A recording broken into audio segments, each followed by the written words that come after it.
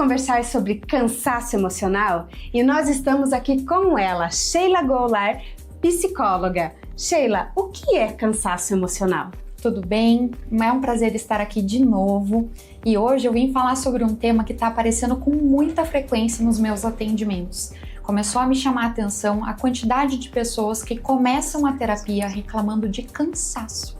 Só que não é só aquele cansaço físico que você tem uma boa noite de descanso e ele passa. É um cansaço que ultrapassa alguns limites e a gente vai entrar mais no detalhe sobre isso.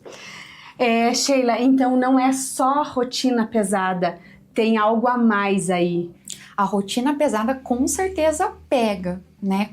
As pessoas hoje estão cada vez mais aceleradas, assumindo mais atividades e a gente vem de uma cultura que supervaloriza a produtividade.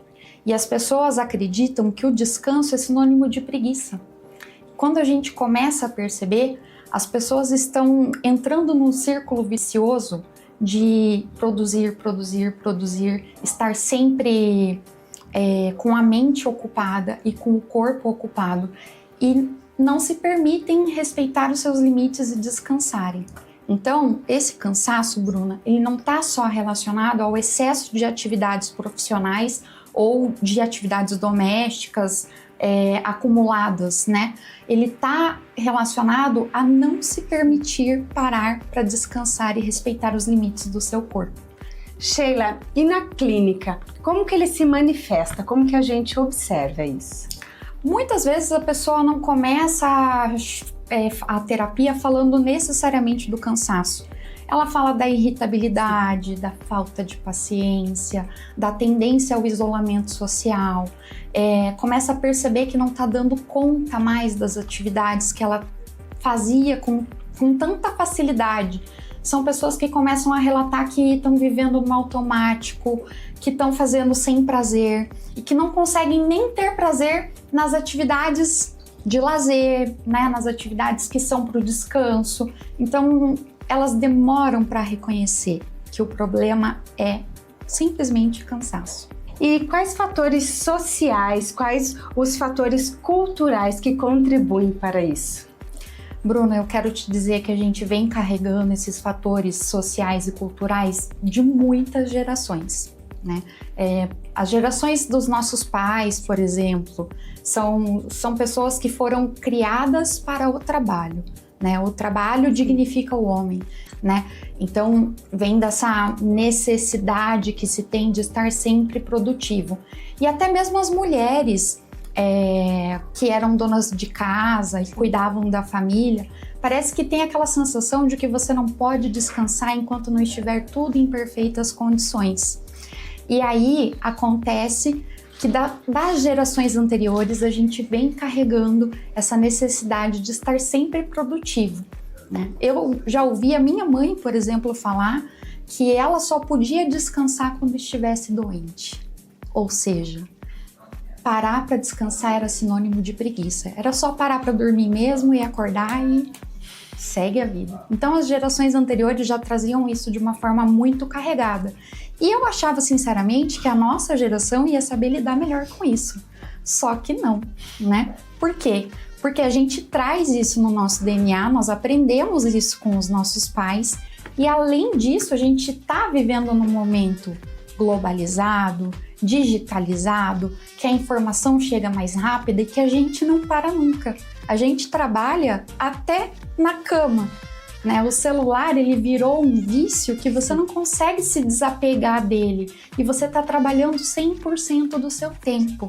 Então, você nem percebe, mas você não se permite descansar. Ou você acha que está descansando quando, na verdade, está produzindo alguma coisa através das redes sociais e do WhatsApp. Então, o tempo não para. Não é à toa que o Brasil, Bruna, é um dos países que mais tem pessoas com burnout. Só perde para o Japão. E pensa no ritmo de vida que as pessoas têm no Japão. É muito pior, né, do que o brasileiro.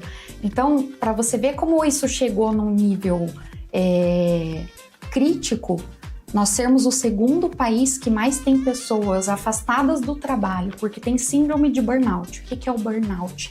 é quando a pessoa chega num nível de esgotamento tão grande que ela não consegue mais dar conta. A pessoa realmente fica prostrada, vai além do cansaço, né? É esgotamento total e absoluto. Normalmente ele está vinculado ao trabalho, mas ele afeta muitas outras áreas da vida, né? E é uma mistura de ansiedade com depressão que vem junto com esse esgotamento e ele precisa ser tratado com muito carinho. E os mais novinhos, que a gente achava também que seriam essa nova geração que vem por aí, seriam pessoas que iam lidar melhor, estão se deparando com crises depressivas mais cedo do que o normal, justamente por causa da aceleração do mundo digital. Sheila, e tudo isso que você trouxe é muito positivo, né? Um sinal de alerta pra gente. E tem diferenças desse cansaço? Ele é visível ou é igual para todos? Cansaço é uma palavra universal, mas cada pessoa reage de uma maneira diferente. Aliás, tem pessoas que demoram para reconhecer que o que elas estão sentindo é cansaço. Normalmente na clínica, as pessoas começam com queixas como irritabilidade, falta de paciência, insônia, a dificuldade de interação social. As pessoas param de reconhecer o prazer no momento de lazer, querem ficar cada vez mais prostradas, quietinhas no seu canto, e isso já começa a ser um sinal de alerta. Sim, a próxima pergunta que eu ia fazer era justamente isso, sobre sinal de alerta.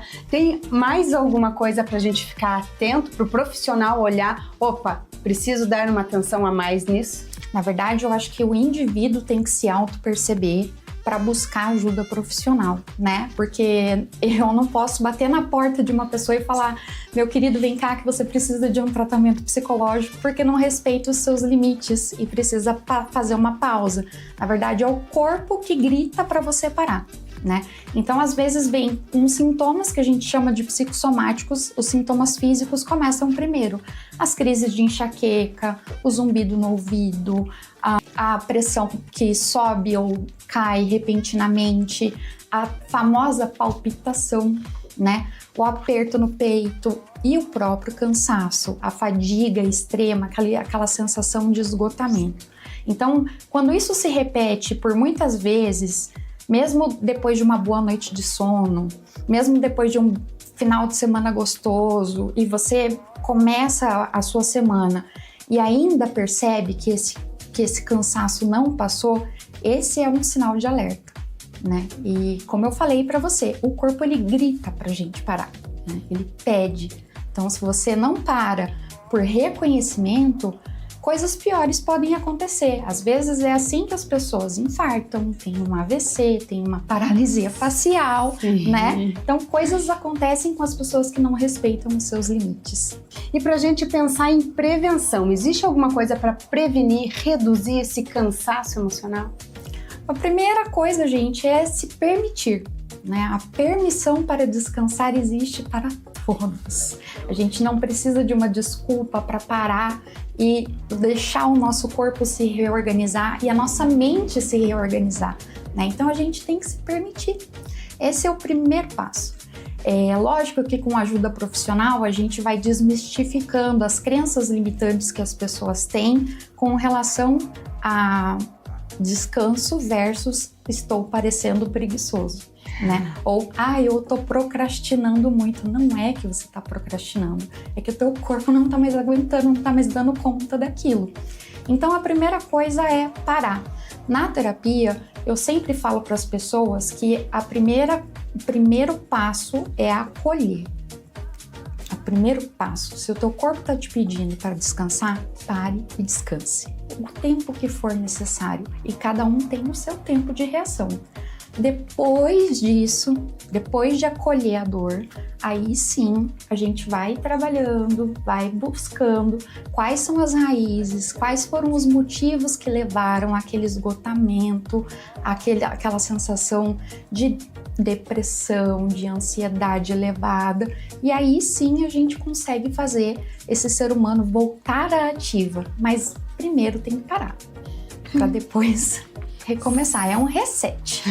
Sim, Sheila, o corpo fala, a gente tem que aprender a ouvi-lo um pouquinho mais, né? Sim. E como mensagem final, o que você falaria para o pessoal que está nos assistindo?